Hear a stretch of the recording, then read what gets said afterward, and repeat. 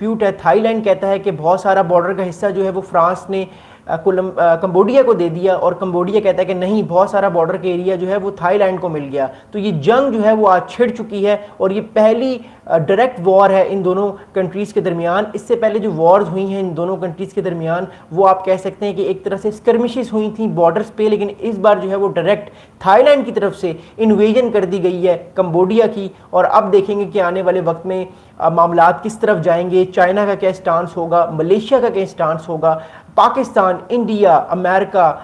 Japan, इन बड़ी ताकतों का इस मामले में क्या स्टांस होगा। लेकिन इस चीज़ को शुरू करने से पहले मैं आप लोगों को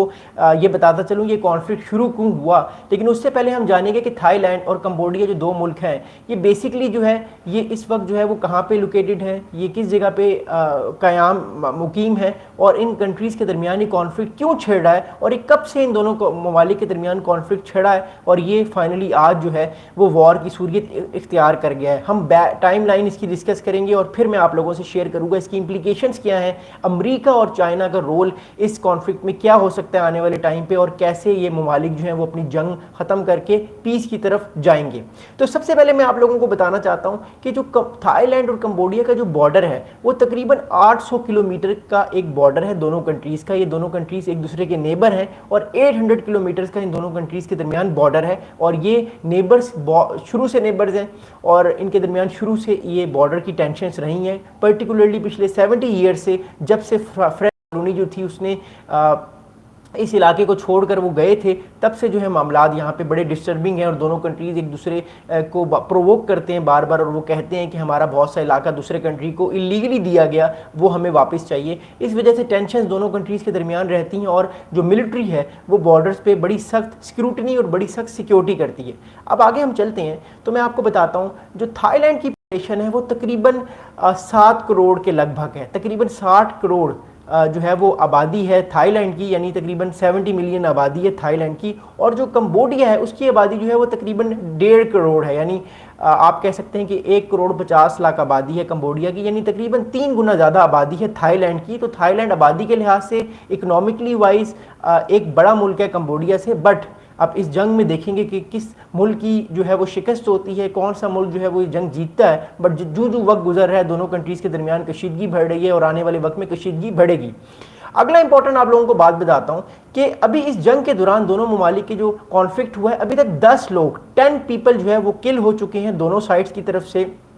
थाईलैंड ये जो एक्यूज़ कर रहा है कंबोडिया को कि कंबोडिया ने उसके बहुत सारे मासूम लोग मारे हैं, और इसी तरह जो कंबोडिया है वो एक्यूज़ कर रहा है कि थाईलैंड ने F-16 F-16 फाइटर जेट्स की मदद से कंबोडिया की जो मिलिट्री फैसिलिटीज़ हैं और जो सिविलियन फैसिलिटीज़ हैं उनको नुकसान पहुंचाया। तो ये दोनों तरफ से कन्फ्लिक्टिंग व्यूज़ हैं, लेकिन जब ये जंग ख़त्म होगी उसके बाद हमें अंदाज़ा होगा कि मामलात किस तरफ जा रहे हैं। एज़ ऑफ नाउ जंग नहीं रुक रही, दोनों कंट्रीज़ जो है वो एक दूसरे के खिलाफ जंग लड़ रहे हैं, और थाईलैंड को इस टाइम इस जंग में अपर एज है, क्योंकि थाईलैंड की एक तो फौज भी बड़ी है, उसके पास जो मिलिट्री कैपेबिलिटी है वो भी बड़ी है, और साथ में जो है उसके पास एक्सपीरियंस भी बड़ा है क्योंकि उसके पास बड़ी फौज है। अगला इंपॉर्टेंट पॉइंट ये है कि थाईलैंड जो की मिलिट्री ये कह रही है, ये जंग जो शुरू हुई है थाईलैंड की मिलिट्री इल्ज़ाम लगा रही है कंबोडिया पे, वो ये कह रहे हैं कि troops open fire first with heavy weapons while Cambodian ministry of defence said its troop acted in self defence after coming under attack. अच्छा, कंबोडिया ये कह रहा है कि हम पे पहले हमला हुआ तब हमने फायर ओपन किए, और थाईलैंड ये कह रहा है कि नहीं, पहले कंबोडिया की फौजों ने बॉर्डर पे हमला किया, फायरिंग की, और उसके बाद फिर मजबूरन हमें इन्वेड करना पड़ा। लेकिन देखा जाए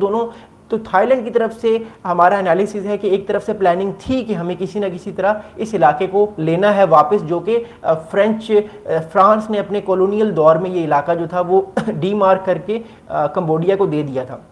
बट अब हम इसकी टाइम लाइन देखते हैं कि बेसिकली ये हालात दोनों कंट्रीज़ के ख़राब कब से हुए। देखिए, कंबोडिया और थाईलैंड के जो ताल्लुकात हैं वो डिप्लोमेटिकली और पॉलिटिकली हमेशा टेंस भी रहे हैं और कॉपरेशन में भी ये रहे हैं। ऐसा नहीं है कि दोनों कंट्रीज़ ट्रेड नहीं करते, थाईलैंड और कंबोडिया दोनों आपस में बहुत अच्छी ट्रेड भी करते हैं, लेकिन उसके बावजूद ये जो लैंड डिस्प्यूट है, ये जो बॉर्डर लैंड डिस्प्यूट है, जो कुछ हिस्सा थाईलैंड कहता है वो उसका है, कंबोडिया कहता है नहीं ये हिस्सा मेरा है, ये मेरे पास है, आप इसको नहीं छेड़ सकते। ये यूनाइटेड नेशंस ने हमारे हक में 1962 में फैसला कर दिया था कि ये जो साइट है, ये जो बॉर्डर एरिया है, ये हमारा है। तो बेसिकली दोनों कंट्रीज़ जो है एक दूसरे के साथ डिप्लोमेटिक टाइज तो हैं, दोनों कंट्रीज एक दूसरे के साथ ट्रेड भी करते हैं, इसके अलावा जो है IT की सर्विसेज की का तबादला भी करते हैं। जो थाईलैंड